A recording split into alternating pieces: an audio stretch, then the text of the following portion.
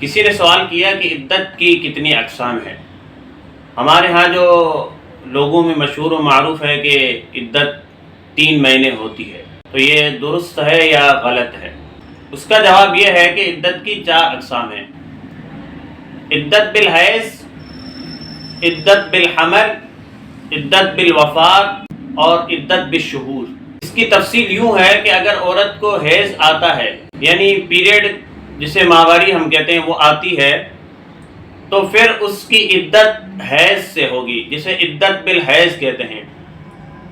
تو اس کی عدت 3 حیض مکمل ہوگی، یعنی اگر اس کو پاکی کے ایام میں دی ہے تو اس کے بعد 3 مکمل حیض آ جائیں، اس کی عدت ختم ہو جائے گی۔ جیسے ہی تیسرا حیض ختم ہو جائے گا تو اس کی عدت بھی ختم ہو جائے گی۔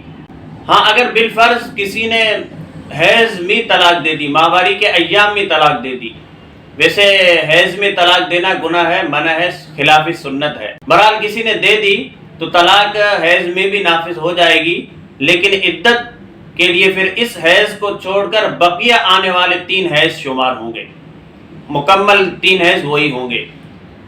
اس کی تفصیل اللہ تبارک و تعالی نے سورہ بقرہ کے اندر ارشاد فرمائی ہے۔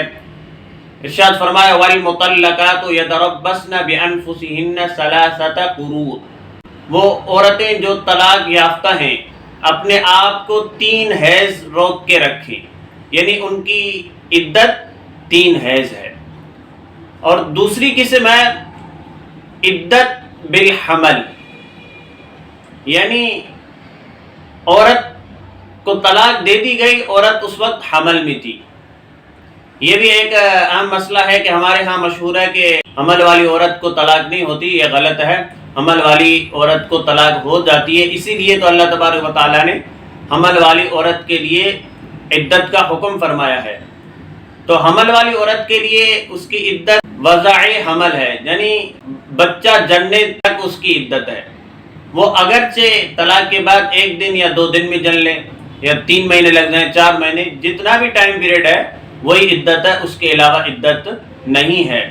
اس کے متعلق اللہ تبارک و تعالی نے سورہ طلاق 28ویں پارے میں ارشاد فرمایا وَأُولَاتُ الْأَحْمَالِ أَجَلُهُنَّ أَن يَضَعْنَ حَمْلَهُنَّ۔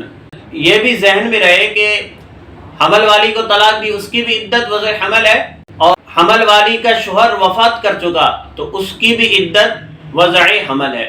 لیکن یہاں ایک اور اہم مسئلہ ذہن میں رکھیں کہ اگر اس کے پیٹ میں جو بچہ تھا 120 دن کی کم عمر میں وہ گر گیا، ضائع ہوا، تو پھر اس کی عدت وضع حمل سے کنورٹ ہو جائے گی حیض سے، یعنی پھر حیض سے عدت گزارے گی، 3 حیض مکمل آئیں گے، پھر اس کی عدت ختم ہوگی۔ اور تیسری قسم ہے عدت بالشہور، یعنی مہینوں سے عدت گزارنا، 3 مہینے عدت۔ وہ عورتیں جن کو حیض نہیں آتا، یعنی عورتیں اپنی اس ایج تک پہنچ چکی ہیں جہاں ان کے حیض کا آنا بند ہو چکا ہے، جنہیں عائسہ کہا جاتا ہے۔ تو یہ تقریباً عمر 50 سے 55 کے درمیان ارد گرد، اتنی عمر میں عورت کو حیض آنا بند ہو جاتا ہے۔ ایسی عورتیں اور وہ عورتیں جو بالغ ہوئی ہیں اور ان کو حیض آتا ہی نہیں ہے کسی طبی بیماری کی وجہ سے، تو پھر ان عورتوں اور وہ عورتیں جو عائسہ ہیں، ان تمام کی عدت 3 مہینے ہے۔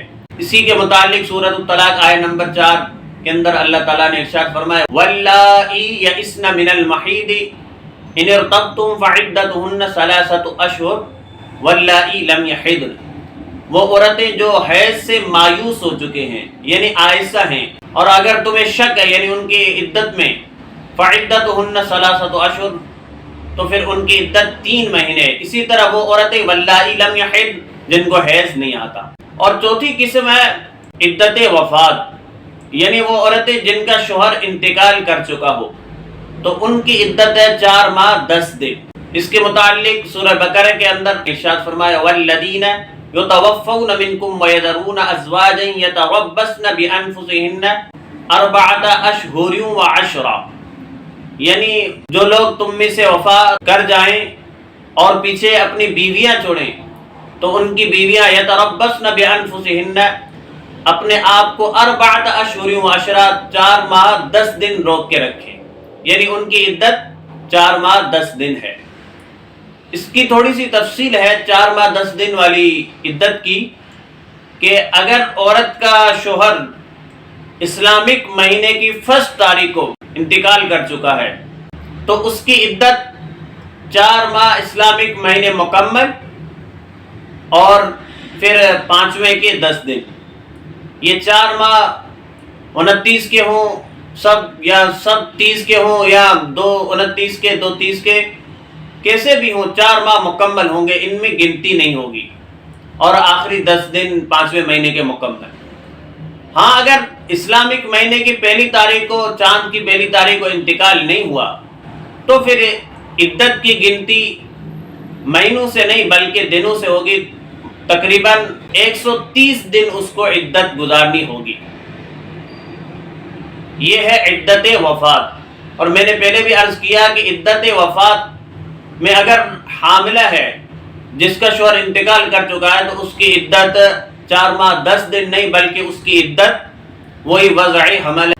تو یہ عدت کی 4 اقسام ہیں۔ اور اس کے علاوہ جو ہمارے ہاں خلا ہے، خلا شرعی، یعنی میاں بیوی جس پر دونوں راضی ہیں، کورٹ میں شوہر بھی خلا دینے پر راضی ہے تو وہ شرعی خلا ہوگی، یک طرفہ شرعی خلا نہیں ہوتی۔